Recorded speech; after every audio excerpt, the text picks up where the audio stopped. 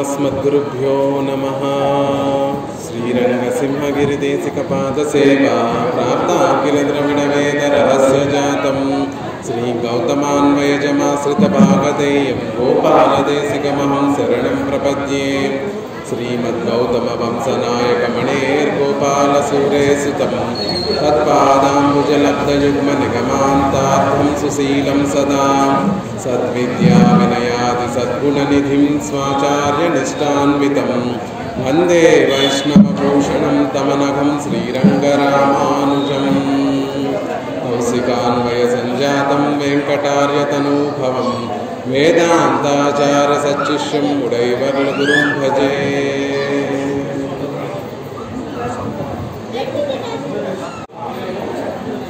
భాగవతోత్తములందరికీ దాసోహాలు సమర్పిస్తూ భక్తులందరికీ కూడా ముందుగా ఉగాది శ్రీ విశ్వావసునామ సంవత్సర ఉగాది శుభాకాంక్షలు అందరికీ తెలియజేస్తూ, మన అదృష్టం మళ్ళీ ఒక 3 నెలల తర్వాత అందరం కలిసి ఇలా భగవత్ సన్నిధిలో భగవంతుడి యొక్క గుణానుసంధానం, రామచంద్రుడి యొక్క గుణాలను మళ్ళీ ఒకసారి మనసారా వాటిని అనుభవించేటటువంటి ఒక అవకాశాన్ని భగవంతుడు రామచంద్రుడు మనందరికీ కూడా కటాక్షించాడు. అప్పుడే మొన్న ఈ మధ్య తిరుప్పావై ఆ ఆండాళ్ళ తల్లి అనుకరించినటువంటి తిరుప్పావైని సేవించి ఈ మధ్య అందరినీ మళ్ళీ కలిసి మొన్నే కదా అన్నట్టుగా అనిపిస్తోంది. మళ్ళీ అందరి మొహాలు చూస్తుంటే అంత ఆనందం కలుగుతోంది.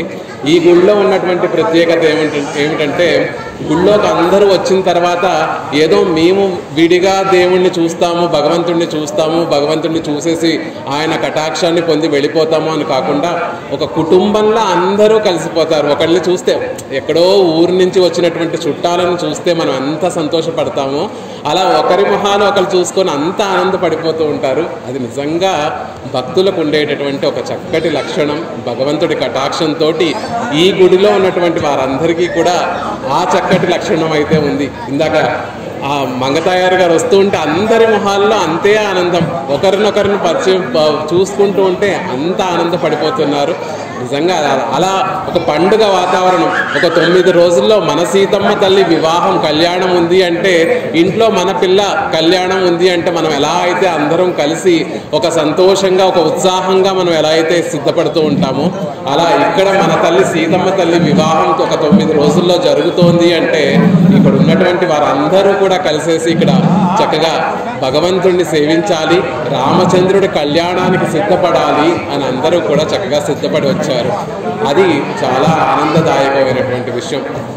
ఉగాది అంటే మామిడి తోరణాలు, చక్కటి మంగళ వాయిద్యాలు, భగవంతుని యొక్క నామస్మరణ, అలాగే చక్కటి షడ్రుచులు కలిసినటువంటి పచ్చడి. ఆ పచ్చడిలోనే మనకి జీవితం అంటే ఎప్పుడూ కూడా సుఖమొక్కటే కాదండి. అటు దుఃఖము ఉంటుంది, సంతోషము ఉంటుంది, అటు ఆశ్చర్యము ఉంటుంది, అటు కొంచెం నిరుత్సాహము ఉంటుంది, కొంచెం ఉత్సాహము ఉంటుంది అని మనకి అందరికీ తెలియచేసేటటువంటిది ఆ షడ్రుచుల పచ్చడి. ఆ పచ్చడిలో ఎలా అయితే మధురం తీపి ఉంటుంది, పులుపు ఉంటుంది, కారము ఉంటుంది, చేదు ఉంటుంది, అటువైపు ఇంకా కొంచెం వగరు ఉంటుంది. అలా జీవితంలో కూడా అన్నీ ఉంటాయి. కానీ రామచంద్రుడి కటాక్షంతో అది ప్రసాదం అయితే మనం పుచ్చుకునేటటువంటి ఆ ఉగాది పచ్చడి కూడా తీయగా మధురంగా ఉంటుంది. అలా మన జీవితం కూడా రామచంద్రుడి కటాక్షంతో మన జీవితం కూడా తీయగా ఆనందమయంగా ఈ సంవత్సరం అంతా కూడా ఆనందమయంగా గడపాలని రామచంద్రుడిని ప్రార్థిస్తూ, ఇవాళ నుంచి కమిటీ సభ్యుల యొక్క నా భాగ్యం, నాకు అదృష్టం అని భావించాలి. కమిటీ సభ్యులు ఇక్కడ వచ్చి రోజు బాలకాండలో ఉన్నటువంటి విశేషాలు, రామాయణం అంటేనే మన జీవితం, మనం ఎలా నడుచుకోవాలో చెప్పేటటువంటిది రామాయణం. ఏదో రాముడు ఆ పరమపదం నుండి భగవంతుడు కిందకి వచ్చాడు, రాముడుగా ఏదో ఉన్నాడు, 11,000 సంవత్సరములు రాజ్యాన్ని పరిపాలించాడు, తర్వాత మళ్ళీ అవతారం చాలించి ఆయన వైకుంఠానికి వెళ్ళిపోయాడు అన్నది కథ కాదు. రామాయణం అంటే మన జీవితం. రాముడు ఎలా అయితే సీతాదేవితో కొంచెం సేపు సుఖంగా ఆనందాన్ని అనుభవించినటువంటి సందర్భాలు ఉంటాయి, కష్టాలు పడినటువంటి సందర్భాలు ఉంటాయి, ఆ కష్టం నుండి దాన్ని ధైర్యంగా ఎలా ఎదుర్కోవాలో చూపించినటువంటి సందర్భాలు ఉంటాయి. నలుగురితోటి మనం ఎలా మెసులుకోవాలి, మలుచుకోవాలి, ఎలా మనం సమాజంలో ఎలా మనం బ్రతకాలి అనేటటువంటి విశేషాలు ఉంటాయి. అలాంటి రామాయణం మన కథ. అలాంటి రామాయణంలో 7 కాండలుగా ఉంటుంది రామాయణం.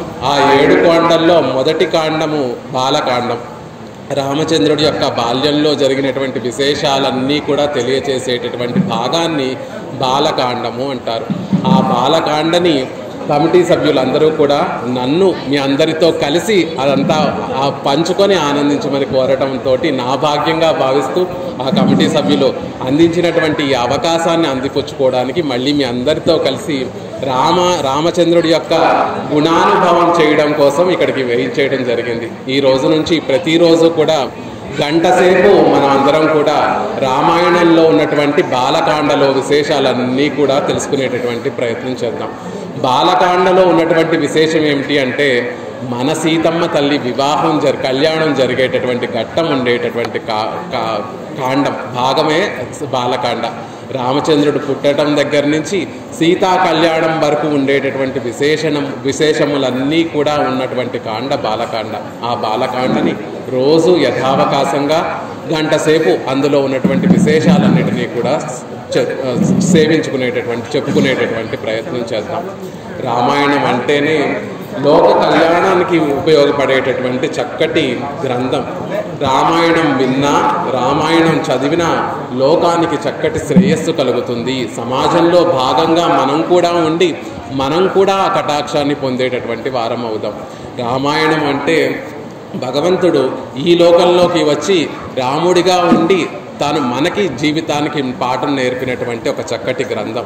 ఆ రామాయణం అనేటటువంటి పేరుకే ఎన్నో నిర్వచనాలు చెప్తారు. రామాయణం అంటే రామస్య అయనమని, అయనం అంటే చరిత్రమని, అది ప్రతిపాదించేటటువంటి ఒక తత్వమని, ఆ తర్వాత ఉపాయం అంటే భగవంతుని పొందడానికి సాధనమని, తర్వాత ఫలమని అంటే మనం పొందేటటువంటి ఫలం ఏదైతే ఉందో అది అయనము అనేటటువంటి మాట చెప్తారు. రామాయణం అంటే రాముడి గురించి చెప్పేటటువంటి చరిత్ర. రామచంద్రుడు భగవంతుడు సాక్షాత్తుగా శ్రీమన్నారాయణుడు ఈ లోకంలోకి నరుడుగా అవతరించి ఎలా మనం నడుచుకోవాలి, వేదము మనమందరం కూడా ఎలా నడుచుకోవాలో చెప్తుంది. శాస్త్రము ఇది చెయ్యండి, ఇది చెయ్యకూడదు అనేటటువంటి విషయాన్ని వేదంలో చెప్పబడి ఉంది. కానీ అది ఎలా ఆచరించాలి, జీవితం ఎలా మనం సంపన్నమయం చేసుకోవాలి, దానికి ఒక సార్థకత ఎలా కల్పించుకోవాలి అనేటటువంటి విషయము వేదాన్ని మనకంత జ్ఞానము లేదు, శక్తి లేదు. వేదాన్ని చదివేటటువంటి జ్ఞానము, శక్తి లేదు. మహర్షుల ద్వారా ఆ విషయాన్ని తెలుసుకోవాలి. కానీ భగవంతుడు ఎంతటి కృపామయుడు, దయ కలిగినటువంటి వాడు అంటే సాక్షాత్తుగా ఆయనే ఈ లోకంలోకి నరుడుగా అవతరించి ఆ శాస్త్రంలో చెప్పబడినటువంటి విషయాలన్నీ కూడా తానే ఆచరించి ఇలా గనక మీరు నడుచుకుంటే మీ జీవితం కూడా సుఖమయమవుతుంది, మీరు కూడా సులభంగా నన్ను చేరుకోగలుగుతారు అనేటటువంటి విషయాన్ని తాను ఆచరించి చూపించాడు. కాబట్టి రాముని యొక్క చరిత్ర రామాయణము. రామాయణం బయటకి రాముడు మనుషుడిగా ఉన్నటువంటి విషయాన్ని చెప్తున్నప్పటికీ కూడా ఆంతరికంగా లోపల కథ రాముడు పుడతాడు, రాముడికి సీతకి కళ్యాణం అవుతుంది, తర్వాత తన తండ్రి మాట కోసం అరణ్యానికి వెళ్ళిపోతాడు, అక్కడ కొన్ని కష్టాలు అనుభవిస్తాడు, రావణాసురుడిని సంహరిస్తాడు, మళ్ళీ అయోధ్యకు వచ్చి రాజ్యపాలన చేశాడు అన్నట్టుగా కథ సాగిపోతున్నప్పటికీ కూడా ఆంతరికంగా భగవత్తత్వాన్ని ప్రతిపాదించేటటువంటిది రామాయణం. జీవుడైనటువంటి ఈ ఆత్మ భగవంతుణ్ణి ఎలా చేరుకోగలదో చెప్పేటటువంటి అందమైనటువంటి కావ్యం అంటేనే పైకి ఒకటి తెలియచేస్తూ ఉంటుంది, లోపల ఆంతరంగంగా ఒక చక్కటి అర్థాన్ని ప్రతిబింబిస్తూ ఉంటుంది. అలా వాల్మీకి మహర్షి వేదాలలో ఉన్నటువంటి ఆ సారాన్నంతటినీ కూడా చక్కటి కావ్యంగా బయటికి, అందమైనటువంటి శ్లోకాలతో కూడినటువంటి కావ్యంగా బయటికి అందిస్తూ లోపల రామచంద్రుడు జీవుడు పరమాత్మని ఎలా చేరుకోవాలో ఆ విషయాన్నంతటినీ కూడా పొందుపరిచి మనకి అందించాడు. కాబట్టి రామాయణం చదివినా, రామాయణం విన్నా, రామాయణం ఎక్కడైనా ఒక గొప్ప యాగంగా, ఒక యజ్ఞంగా, జ్ఞానయజ్ఞంగా జరుగుతుంటే అక్కడ మనం కూర్చున్నా చాలండి, మనలో చక్కటి పరివర్తన కలుగుతుంది, భగవంతుణ్ణి చేరుకోవాలి, భగవంతుడి మీద ఒక చక్కటి ప్రేమ కలుగుతుంది అని చెప్తూ ఉంటారు. అలా రామచంద్రుణ్ణి భగవంతుణ్ణి ప్రతిపాదించేటటువంటి శాస్త్రం కావ్యం కాబట్టి అది రామాయణం అయ్యింది. భగవంతుణ్ణి పొందడానికి అనేక మార్గములు ఉన్నప్పటికీ కూడా ఆయన కటాక్షానికి పొంది ఆయన పాదారవిందాలు పట్టుకోవడమే ఉత్తమమైనటువంటి మార్గము. భగవంతుణ్ణి పొందడానికి భగవంతుడే ఉపాయము అనేటటువంటి విషయము రామాయణంలో చక్కగా తెలియచేయబడింది. రామచంద్రుడి నుంచి ఎవరైనా ఒక ప్రత్యుపకారాన్ని పొందినటువంటి వారందరూ కూడా రామచంద్రుని యొక్క ద్వారానే పొందగలిగారు అనేటటువంటి విషయం చెప్పబడింది. శరణాగతి అంటారు. మనం మన ప్రయత్నంతో భగవంతుణ్ణి పొందలేము. మన భారాన్నంతటినీ కూడా రామచంద్రుడి పాదాల దగ్గర ఉంచితే ఆయనే దయతోటి మనని కటాక్షిస్తాడు. అది శరణాగతి అనేటటువంటి మార్గం. ఆ శరణాగతి మార్గం అంతా కూడా ఈ రామాయణంలో చెప్పబడిందండి. రామచంద్రుని భగవంతుడిని పొందడానికి భగవంతుని యొక్క కృపే మార్గము అనేటటువంటి విషయం ఆద్యంతము కూడా రామాయణంలో చెప్పబడింది. దీన్ని దీర్ఘ శరణాగతి, రామాయణాన్ని దీర్ఘ శరణాగతి అంటారు. మొదటి కాండము నుండి చివరి కాండం వరకు ఉన్నటువంటి వారందరూ కూడా రామచంద్రుడి యొక్క కటాక్షాన్ని పొందడానికి ఆయన పాదాలే పట్టుకున్నారు. లక్ష్మణుడిని సీతాదేవిని లక్ష్మణుడిని రామచంద్రుడు అరణ్యానికి నేను తీసుకుని వెళ్ళను, అరణ్యంలో మృగాలు ఉంటాయి, వాటిని చూసి నువ్వు ఉండలేవు అని సీతాదేవిని ఎంతో వారించాడు. లక్ష్మణుడిని కూడా ఎంతో వారించి నువ్వు ఇక్కడ ఉండి కౌశల్యని, సుమిత్రని, కైకేయిని చూసుకోవాలి, నాన్నగారిని చూసుకోవాలి అని ఎంతో వారించాడు రామచంద్రుడు. ఇంకా లక్ష్మణుడు తాను చేసినటువంటి ప్రయత్నములన్నీ కూడా వ్యర్థమైపోతున్నాయని తలచి రామచంద్రుడు పాదాలు పట్టుకోవడమే రామచంద్రుడి యొక్క కటాక్షానికి అత్యంత సులభమైనటువంటి మార్గము అని రామచంద్రుడి యొక్క పాదాలు గట్టిగా పట్టుకొని, రామచంద్ర నువ్వు గనక మమ్మల్ని అరణ్యానికి తీసుకొని వెళ్ళకపోతే నదిలోంచి ఒక చేపను తీసి బయట పడేస్తే ఆ చేప శరీరం మీద ఉన్నటువంటి తేమ ఉన్నంత వరకే ఆ చేప ఎలా అయితే బ్రతికుంటుందో, ఆ తర్వాత చేప ఎలా అయితే ప్రాణాలను విడిచిపెట్టేస్తుందో, నేను సీతాదేవి కూడా నువ్వు అరణ్యానికి తీసుకువెళ్ళకపోతే అలా మా ప్రాణాలు విడిచిపెట్టేస్తాము అని రామచంద్రుడి పాదాలు గట్టిగా పట్టుకొని శరణాగతి చేస్తాడు. రామచంద్రుడి కటాక్షానికి ఆయన పాదాలే దిక్కు అనేటటువంటి విషయాన్ని లక్ష్మణస్వామి చేసి చూపిస్తాడు. ఆ మాట చెప్పిన తర్వాత రామచంద్రుడు ఇంకేమీ చెప్పలేక లక్ష్మణుడిని సీతాదేవిని కూడా తనతో పాటు అరణ్యానికి తీసుకుని వెళ్తాడు. అలా ఇదొక్క ఘట్టం మాత్రమే. రామాయణంలో ఉన్నటువంటి అనేక ఘట్టాలలో రామచంద్రుడి కటాక్షం పొందడానికి ఆయన పాదారవిందాలనే పట్టుకోవాలి, ఆయన చరణాలనే పట్టుకోవాలి అనేటటువంటి విషయం చాలా అందంగా చెప్పబడింది. అంతేకాకుండా ఇంత మనం ప్రయత్నం చేసి మనం పొందేటటువంటి ఆనందం ఏమిటండి అంటే రామచంద్రుడే మనకి కోరిక కావాలి. ఇతర కోరికల కోసం భగవంతుణ్ణి ఆరాధించడం కాదు, భగవంతుణ్ణి అర్చించడం మనకున్నటువంటి కోరికలను నెరవేర్చుకోవడం కోసం కాదు, ఆయన కోసమే మనం ఆయనని ఆరాధించాలి, ఆయన కోసమే మనం ఆయన మీద భక్తిని పెంచుకోవాలి అనేటటువంటి విషయం రామాయణంలో చాలా చక్కగా చెప్పబడింది. శబరి రామచంద్రుడు ఎక్కడి నుంచో తనని వెతుక్కుంటూ శబరి దగ్గరికి వెళితే శబరి రామచంద్రుడికి చక్కటి ఆతిథ్యం, తాను ఎప్పటి నుంచో ఎదురు చూస్తూ సమకూర్చుకున్నటువంటి ఆ పదార్థాలన్నిటితోటి చక్కటి ఆతిథ్యం రామచంద్రుడికి ఇచ్చి తిరిగి రామచంద్రుడి నుంచి ఏం కోరుకుంది? నాకు రాజ్యం కావాలని కోరుకుందా, లేకపోతే నాకు ఆయుష్ కావాలని కోరుకుందా, లేకపోతే నాకు ఆరోగ్యం కావాలని కోరుకుందా? ఏమీ కోరుకోలేదు. రామచంద్ర నువ్వు మా ఆశ్రమానికి వస్తే నిన్ను పూజించడమే నేను కోరుకునేటటువంటి కోరిక అయ్యా అని చెప్పింది శబరి రామచంద్రుడితోటి. అలా మనం భగవంతుణ్ణి పూజించడం, భగవంతుణ్ణి అర్చించడం దేనికోసము అంటే ఆ భగవంతుడి మీద ప్రేమతోటే, భగవత్ ప్రేమకి మనం పాత్రులమవడం కోసమే మనం భగవంతుణ్ణి పూజించాలి అనేటటువంటి విషయము రామాయణము. అయనము అంటే ఫలము, రాముడే ఫలము అని తెలియచేసేటటువంటిది రామాయణము అంటారు. ఇవన్నీ కాదండి, అసలు రామాయణం అనేటటువంటిది రామచంద్రుడి విశేష జీవితాన్ని గురించి చెప్పదు. సీతాయా చరితం మహత్, సీతాదేవి యొక్క కథే చెప్తుంది రామాయణం అంతా అంటారు వాల్మీకి మహర్షి. ముందు నుంచి చివరి వరకు కూడా రామాయణంలో ప్రతిపాదింపబడింది సీతాదేవి యొక్క కథే.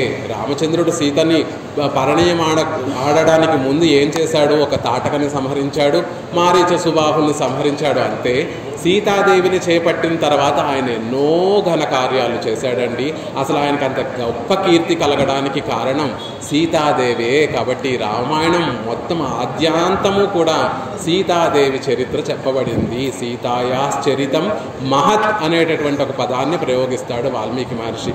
రామచంద్రుడి యొక్క చరిత్ర పైపైన చెప్పబడింది, కానీ గొప్పదైనటువంటి సీతాదేవి యొక్క చరిత్రే రామాయణంలో చెప్పబడింది. సీతాదేవి నారీణాం ఉత్తమా వధూహు, నారీమణులందరిలో కూడా ఉత్తమురాలైనటువంటి ఆవిడ సీతాదేవి. రామాయణంలో ఎన్నో ఆదర్శమైనటువంటి పాత్రలు ఉన్నాయి. మండోదరి ఎంతో ఆదర్శవంతమైన ఆవిడ, తార ఎంతో గొప్ప పతివ్రత, శబరి ఎంతో గొప్ప ఆవిడ, కౌసల్యాదేవి, సుమిత్రాదేవి ఎంతో ఆదరణీయమైనటువంటి రమణీమణులు రామాయణంలో. ఇంతమంది ఉన్నప్పటికీ కూడా సీతాదేవికి మాత్రమే వాల్మీకి మహర్షి నారీణాం ఉత్తమా వధూహ్ అనేటటువంటి నారీమణులలో ఉత్తమురాలైనటువంటి ఆవిడ ఈవిడ అనేటటువంటి ఒక విశేషణాన్ని సీతాదేవికి ప్రయోగిస్తాడు. ఎందుకు అంటే భర్తతోనే నా జీవితము అని భావించినటువంటి ఉత్తమ ఇల్లాలు సీతాదేవి.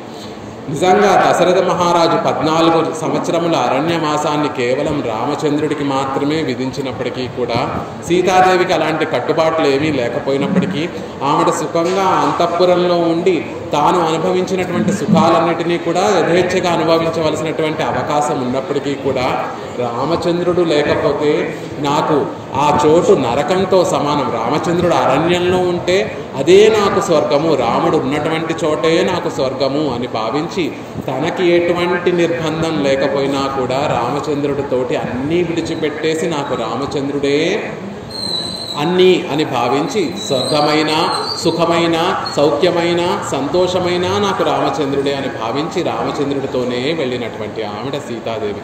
అది కాదండి, అసలు రావణ చెరలోకి సీతాదేవి తానే స్వయంగా వెళ్ళి అక్కడ రావణాసుడి చేత బంధింపబడినటువంటి దేవతాశ్రీలందరినీ కూడా విడిపించడం కోసం తానే రావణాసుడి యొక్క చెరలోకి వెళ్ళింది సీతాదేవి అనేటటువంటి మాట చెప్తారు. సుందరకాండలో ఒక మాట చెప్తుంది రావణాసుడితోటి సీతాదేవి, ఓ రావణ, నేను మహాపతివ్రతురాల్ని, ఒక్కసారి నా కన్ను ఎర్ర చేసి కనుక నిన్ను చూశానంటే నిన్ను భస్మం చేయగలిగినటువంటి శక్తి కూడా నాకు ఉంది అని తానే సీతాదేవే రావణాసుడితోటి చెప్పినటువంటి ఆవిడ.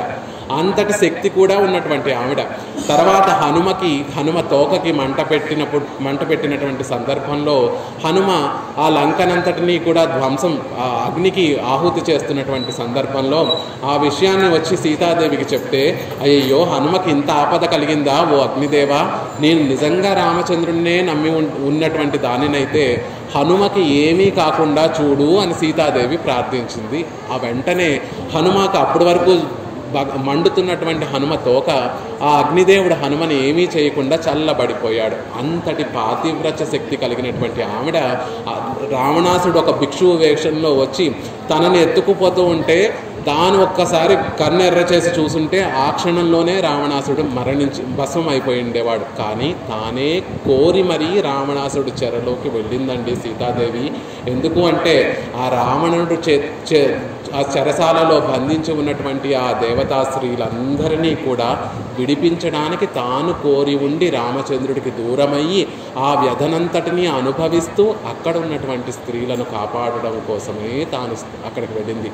తాను వెళితే తప్ప రాముడు రాడు, రాముడు రాకపోతే రావణాసుడు వధింపబడడు, రావణాసుడు వధింపబడకపోతే అక్కడ ఉన్నటువంటి దేవతా స్త్రీలందరికీ కూడా విముక్తి కలగదు, చెరసాల నుండి విముక్తి కలగదు అని తానే కోరి మరీ రావణాసుడి చెరలోకి వెళ్ళినటువంటి దయాస్వరూపిణి సీతాదేవి. కాబట్టి ఆవిడ చరిత్రే ఈ రామాయణం అంతా కూడా చెప్పబడి ఉంది అంటారు. నిజంగా సీతాదేవి కథ అంటే ఆత్మ కథ అనేటటువంటి విషయం.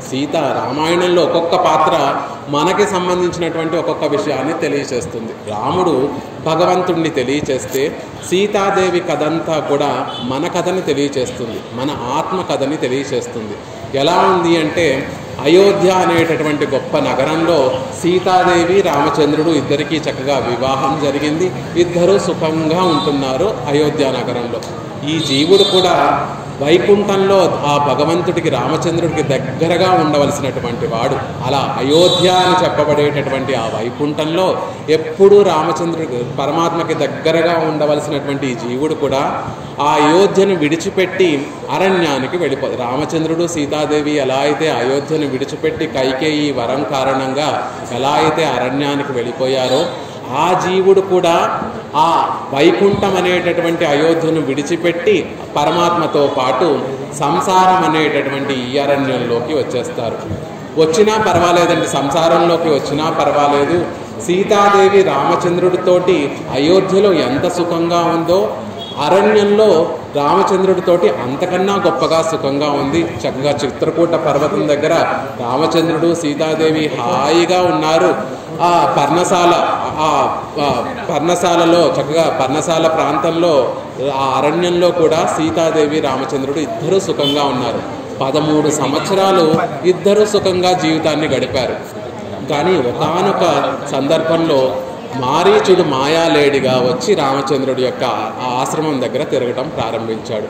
ఈ జీవుడు సంసారంలో ఉన్నప్పటికీ కూడా నేను భగవంతుని కటాక్షానికి పాత్రుడిని అయినటువంటి వాడిని, నేను రామచంద్రుడికి దగ్గరగా ఉన్నాను అని భావిస్తూ ఉంటే ఈ సంసారంలో ఉన్నా మనకి ఆనందంగా ఉంటుంది. దుఃఖం అనేటటువంటిది ఎప్పుడూ ఉండదు. దుఃఖం అనేటటువంటిది ఎప్పుడు కలుగుతుంది అంటే ఎప్పుడైతే మనం భగవంతుడిని విడిచిపెట్టి ఇతరమైనటువంటి విషయాలను కోరుకుంటామో అప్పటి నుండి కష్టాలు ప్రారంభమవుతాయి. సీతాదేవికి కూడా కష్టాలు ఎప్పటి నుంచి ప్రారంభమయ్యాయి అంటే చక్కటి గుణసంపన్నుడైనటువంటి రామచంద్రుడిని పక్కన ఉంచుకొని అక్కడేదో మాయామృగం మాయా లేడి కనపడుతుంది, బంగారు వర్ణంలో ఒక లేడి కనిపిస్తూ ఉంటే భగవంతుణ్ణి పక్కన ఉంచుకొని నాకు లేడి కావాలి, ఆ మాయామృగం కావాలి, ఆ మరీచి మృగం కావాలి అని కోరుకుంది సీతాదేవి. అదేమిటండి, భగవంతుడు సాక్షాత్తుగా భగవంతుడిని పక్కన ఉంచుకొని ప్రాకృతమైనటువంటి ఒక లేడిని కోరుకోవడం తప్పు కదా అని భావిస్తే అప్పుడు నుండి కష్టాలు మొదలయ్యాయి సీతాదేవికి. మనం కూడా ఈ సంసారంలో ఉండి మనకి భగవంతుడి కటాక్షంతో గొప్ప ఐశ్వర్యం కలిగింది, భగవంతుడి కటాక్షంతో మనకి సుఖ సంపదలు కలుగుతున్నాయి, అవన్నీ ఆయన కటాక్షంతో నేను అనుభవిస్తున్నాను, నాకు ఆయన దయతోటి ఇవన్నీ లభిస్తే నేను వాటిని చక్కగా అనుభవిస్తున్నాను అనుకున్నంతసేపు మనం ఈ సంసారంలో ఉన్నా సుఖంగా ఉంటాం. అలా ఎప్పుడైతే భగవంతుణ్ణి మరిచిపోయి ఇతరమైనటువంటి విషయాలు కావాలి అని కోరుకోవటం మొదలు పెడతామో అప్పటి నుండి మనకి కష్టాలు మొదలవుతాయి. సీతాదేవి కూడా ఎదురుగుండా ఉన్నటువంటి ఆ మాయా మృగాన్ని మారీచుడు బంగారు లేడిగా వస్తే ఆ బంగారు లేడిని కోరుకున్నటువంటి క్షణం నుంచి ఆవిడకి కూడా కష్టాలు మొదలయ్యాయి. కొని భగవంతుడు అప్పటికీ కూడా ఏమీ అడ్డు చెప్పడు. నీకు ఆ మాయా బంగారు లేడే కావాలా, నేను తెచ్చి పెడతాను అని చెప్పి వెళుతూ లక్ష్మణుణ్ణి నీకు సాయం పెడుతున్నాను, రక్షగా పెడుతున్నాను, లక్ష్మణుణ్ణి సాయం రక్షణలో నువ్వు జాగ్రత్తగా ఉండు సీత అని చెప్పేసి వెళతాడు రామచంద్రుడు. మనం కూడా భగవంతుడి దగ్గరికి వచ్చి అది కావాలి ఇది కావాలి అని కోరుకుంటుంటే పాపం ఆయన అడ్డు చెప్పడు. నీకు ఆరోగ్యం కావాలా, ఆరోగ్యం ఇస్తాను, నీకు ఐశ్వర్యం కావాలా, ఐశ్వర్యం ఇస్తాను, కానీ నీ చుట్టూ భక్తులను భాగవతోత్తములను నీకు రక్షగా పెట్టాను, వారితో పాటు నువ్వు ఎన్ని కోరికలు కోరుకున్నా, ఇహలోక కోరికలు కోరుకున్నా నీ బుద్ధికి ఏమీ నష్టం లేదు, నా మీద భక్తి నీకు ఎప్పుడూ ఉంటుంది, కాబట్టి నువ్వు అడిగినటువంటి కోరికలన్నీ ఇచ్చేస్తాను అని పాపం రామచంద్రుడు కూడా ఇచ్చేస్తాడు. అలా రక్షగా పెట్టినటువంటి ఆ లక్ష్మణుడిని కూడా సీతాదేవి అనరాటిని మాటలని మాట్లాడి తిట్టేసి ఆ లక్ష్మణుడిని కూడా దూరంగా పంపించేస్తుంది సీతాదేవి. అప్పటి నుండి ఆవిడకి కష్టాలు. ఎప్పుడైతే లక్ష్మణుడు సీతాదేవి నుంచి దూరంగా వెళ్ళిపోయాడో రావణాసుడు రావడము, రావణాసుడిని సీతాదేవిని అపహరించి లంకకు తీసుకువెళ్ళిపోవడము, అక్కడ రాక్షసుల మధ్యలో సీతాదేవిని ఉంచి ఆవిడ్ని కష్టాలు పాలు చేయడము జరిగింది. మన ఆత్మ కూడా భాగవతోత్తముల భక్తులతోటి కలిసి ఉండి మనకి కావాల్సినటువంటి కోరికలు భగవంతుని కోరుకున్నా ఆయన తీరుస్తూ ఉంటాడు, హాయిగా సుఖంగా అనుభవిస్తూ ఉంటాం. కానీ ఎప్పుడైతే భక్తుల నుండి మనం దూరంగా వెళ్ళిపోతామో అప్పుడు మన మనసు ఈ ప్రకృతి అంటే రావణాసుడు అనేటటువంటి అహంకారం వచ్చి మన మనసే రావణాసుడు, ఆ ఆత్మని ఆ మనసు బంధించేసి రావణాసుడికి ఎలా అయితే 10 తలలు ఉంటాయో ఈ 10 ఇంద్రియములు అంటే జ్ఞానేంద్రియములు 5 కన్ను, ముక్కు, స్పర్శ, రుచి, వాసన ఇవన్నీ కూడా వినడము అనేటటువంటి 5 జ్ఞానేంద్రియములు, 5 కర్మేంద్రియములు, ఆ ఇంద్రియములన్నీ కూడా విషయాలు లౌకికమైనటువంటి విషయాలతోటి మనల్ని బంధించి మళ్ళీ భగవంతుడికి దగ్గరకు వెళ్ళనివ్వకుండా చూస్తూ ఉంటాయి. అలా ఆ సీతాదేవి రామచంద్రుడికి దూరం అయిన దగ్గర నుంచి కూడా అయ్యయ్యో ఎందుకు నేను రామచంద్రుణ్ణి ఈ మాయా లేడిని కావాలని కోరుకున్నాను, రక్షగా పెట్టినటువంటి లక్ష్మణుణ్ణి ఎందుకు నానా మాటలు మాట్లాడి పంపించేశాను, అయ్యో ఇలా చేయవకుండా ఉండవలసిందే అని నిత్యము కూడా ఆవిడ దుఃఖిస్తూ, ఎప్పుడైతే రావణాసుడు వచ్చి ఆవిడని తీసుకుని వెళ్ళడం మొదలుపెట్టాడో అప్పుడే తనకు అర్థమైపోయింది, నేను తప్పు చేశాను, రాముణ్ణి పక్కన ఉంచుకొని ఒక మాయాలేడిని కోరుకోవడం నేను చేసినటువంటి పెద్ద పొరపాటు అని ఆవిడ దుఃఖించినటువంటి క్షణం లేదు. ఆ అశోకవనంలో ఎంతో భోగ్యంగా ఉన్నటువంటి ఆ లంకా నగరాన్ని చూడకుండా, ఒక కన్నెత్తి కూడా లంకా నగరాన్ని చూడకుండా నిత్యము దుఃఖిస్తూనే ఉంది. అలా మనం కూడా భగవంతుడికి దూరం అయిపోయిన తర్వాత లౌకిక విషయాల్లో మునిగిపోతే మళ్ళీ భగవంతుడి దగ్గరికి వెళ్ళడానికి మార్గం అంటూ ఉండదు. అలా ఉండకుండా అయ్యో భగవంతుడికి దూరం అయిపోయానే అని బాధ మనసులో పడుతూ ఉంటే ఆయనే మళ్ళీ రామచంద్రుడే హనుమ అనేటటువంటి ఒక ఆచార్యుణ్ణి ఆ సీతాదేవి దగ్గరికి పంపిస్తాడు.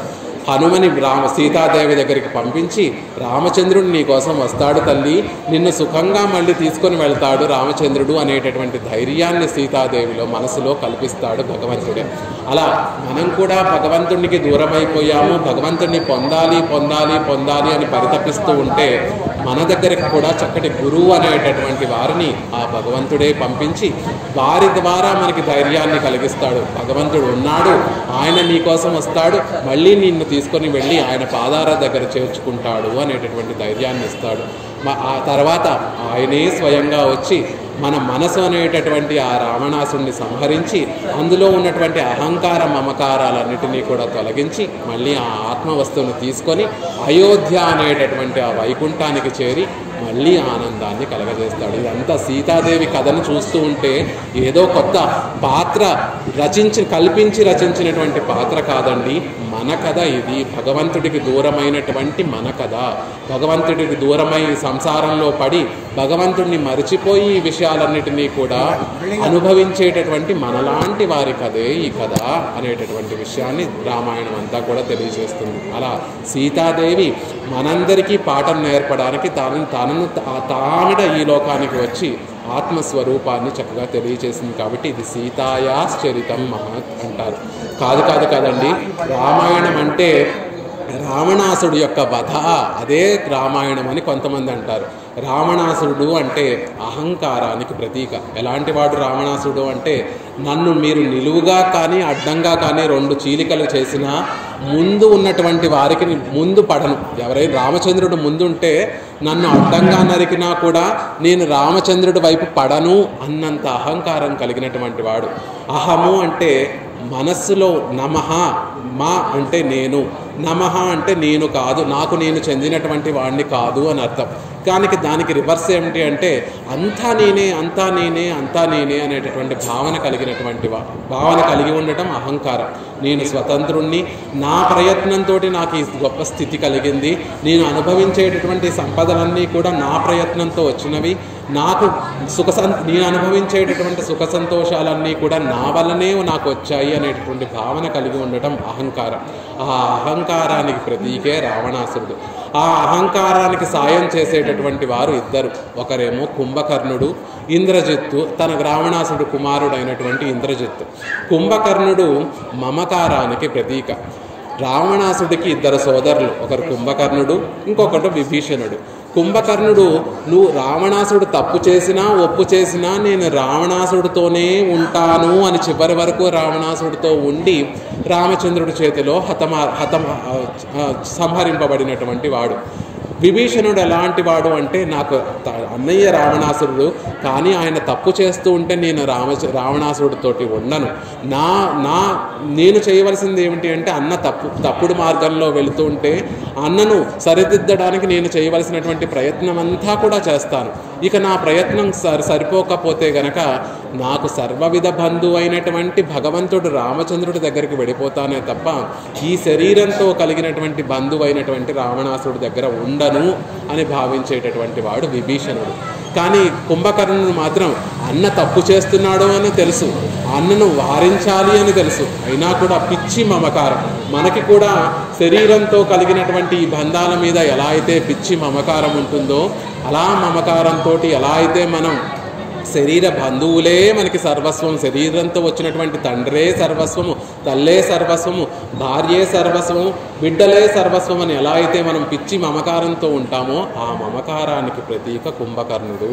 కేవలం బంధుత్వాలలోనే మమకారం కాదు, కుంభకర్ణుడికి ఉండేటటువంటి ఇంకో పావుగంటలో అయిపోతుంది వచ్చేసారా అయిపోయింది. కుంభకర్ణుడు ఇంకొక రెండింటికి కూడా ప్రతీక.